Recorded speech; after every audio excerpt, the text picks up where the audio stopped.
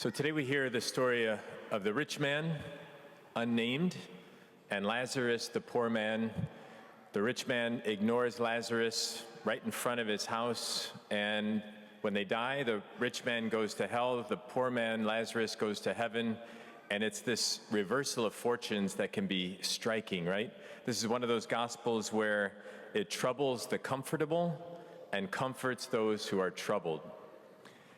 With that in mind, I'm going to do our annual fall State of the Parish, and I'm humbled to be here to share the great news about what's going on here at St. Isaac Jogues, thanks to your generosity of time, talent, and treasure. This is a moment to pause, reflect, and celebrate what's going on here at St. Isaac's. And I can tell you, I'm sure you're aware of it too, our parish is thriving. So 3 things I want to talk about today, right? Our meaningful parish impact, both within and outside these 4 walls, our solid financial health, and then our successful on-budget capital campaign. I think these 3 things show us that not only are we sustaining our mission to make disciples, but we're moving it forward with purpose, unity, and grace. So let's focus first on the meaningful parish impact, both within and outside our walls. So you probably noticed that masses are filling up, maybe familiar faces and many new faces. Our Sunday attendance is up 12% over last year.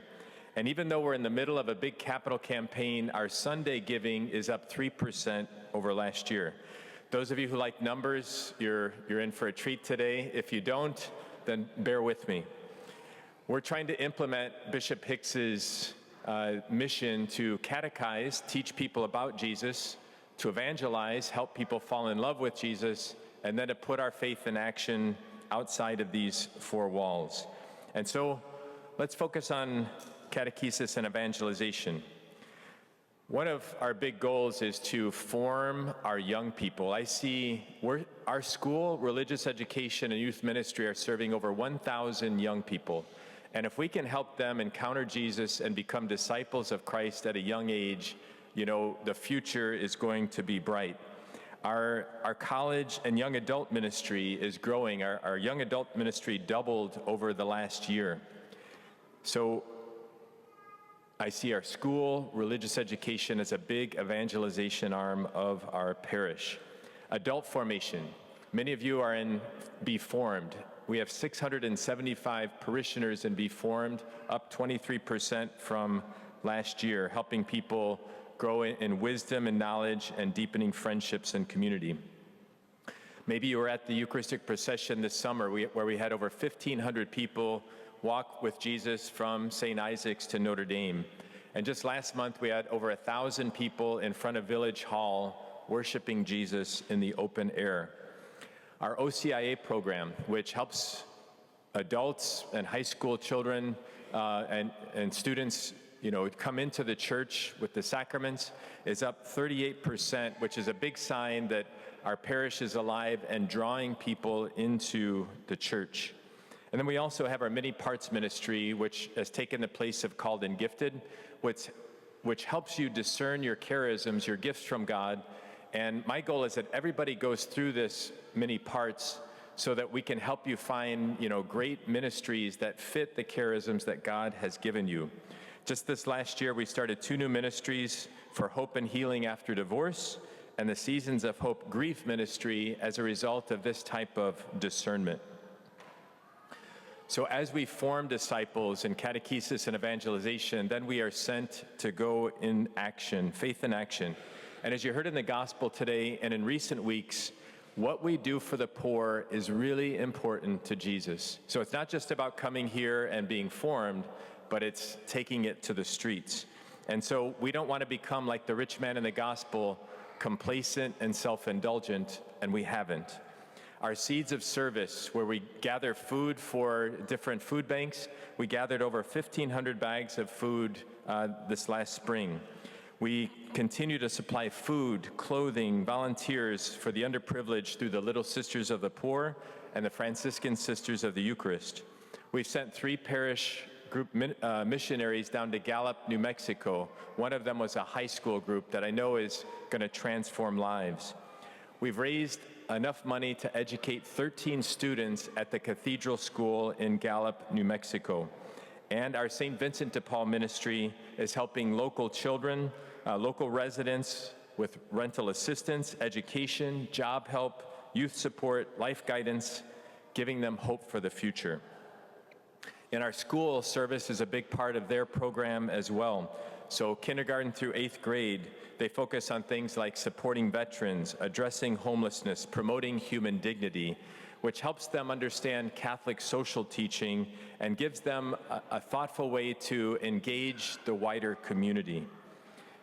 Our studies show that on average, every parish family is involved in one or two different ministries or activities, which is great, and we'd like to continue to extend that to share the Word of God with our community. And our ministry fair that's happening today, you probably saw the tables as you came in. I would encourage you, nobody's going to make you sign up for anything today. Just go out and talk to people and see what is available in our parish and where you might be able to use your gifts and talents in our community and beyond. While we celebrate these blessings, we also acknowledge that we have to be prudent stewards of all the time, talent, and treasure that we have. And so the second point is our financial health is strong. So I'm happy to tell you that, this last year, our surplus was $638,000, which is great. And we're putting that aside for future capital needs, so hopefully we never have to go back to a big capital campaign again. My motto, you've probably heard me say this, is that money follows mission. And if we as a staff take care of your spiritual needs, everything else falls into place. And so I want to highlight the surplus that we've had.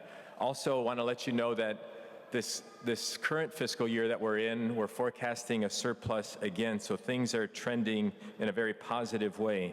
And the CMAA, which is the Catholic Ministry Annual Appeal that supports the bishop and his ministries, in the middle of a busy capital campaign, we've exceeded our goal once again. We're expecting a $50,000 rebate check from the diocese because of your generosity.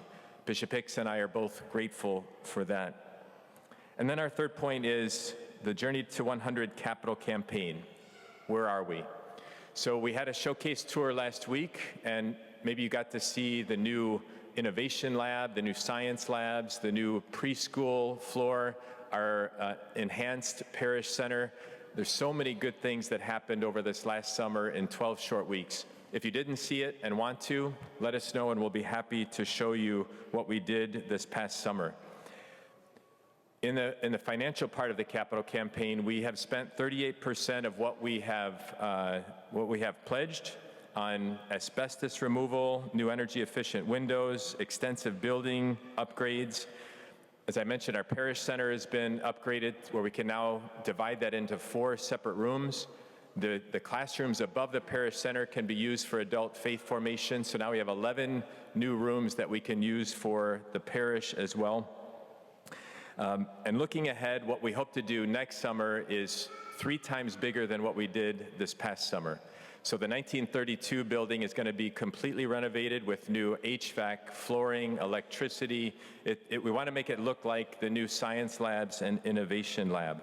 And I'm deeply grateful for what you've already done. I want to direct you, there's a page in the bulletin that you can read at your leisure, but here's some pertinent numbers. So we have committed so far $16.7 million, which is incredible over the last year. Of that, we have collected $11.8 million. To date, we have spent $6.4 million of that $11.8, which leaves us $5.4 million cash in hand. We expect, because people have pledged between 1 and 5 years, over the next up until July of next year, we'll receive another $2 million of what's already pledged, which will give us $7.4 million in hand. The goal of what we need to do next summer is $12.3 million. So the difference there, the delta, is $4.9 million of new money that we need in this next year. And so I want to encourage you to consider, either making a first pledge and enhancing your old pledge. I can tell you that I've donated all of my book proceeds to the capital campaign because I believe in this mission. I believe wholeheartedly that what we're doing now, 100 years from now, people will be thankful for what's happened, just as we are thankful today for what previous generations have done. And the timing is critical, very critical. Why is that? In November, we're going to be talking to contractors for the work next summer, and we have to sign contracts by December. And so we need the cash in hand to be able to say, we can do all of this, from the HVAC to the floors to the electricity. If we don't get the money, we can ask the diocese for a loan, which may be challenging, and then we start paying interest, or we have to just start cutting back on what we can do in the remaining projects. I also realize that if you're a school family, the school currently is raising $800,000 for the teacher retention fund. So we have a $4.9 million need in the capital campaign and an $800,000 teacher retention fund. I know it's asking a lot, but I want to encourage us all to pray about, how is God calling me to be a part of this? In the bulletin today is a letter of intent. Also, Lorraine Clems, who's helping us with the capital campaign, will be outside. She has letters of intent and can answer any of your questions. We have been blessed abundantly in this parish from the buildings that we have. My vision is these beautiful buildings are places where disciples are formed and nurtured and equipped for mission to go out into the world. And we need to keep them up, not only for the immediate future, but also for a long time into the future. I brought Bishop Hicks to see what was done this past summer, and his jaw dropped when he saw the innovation lab and the science labs. He said, finally, somebody's thinking into the future, which I thought was an amazing quote. I've been blessed here for 3+ years, and this is a community that is not complacent like the rich man in the gospel, but we have many, many generous hearts. So again, I'd ask you to prayerfully consider either a first-time pledge or increasing the pledge that you've already given. I'll close with this. I found this quote from a Nobel Peace Prize poet, and I think it pertains to what we're doing here. He said this: "The one who plants trees, knowing that he will never sit in their shade, has at least started to understand the meaning of life." The one who plants trees, knowing that he will never sit in their shade, has at least started to understand the meaning of life. That's what we're doing today, planting seeds for the future. God bless you and thank you.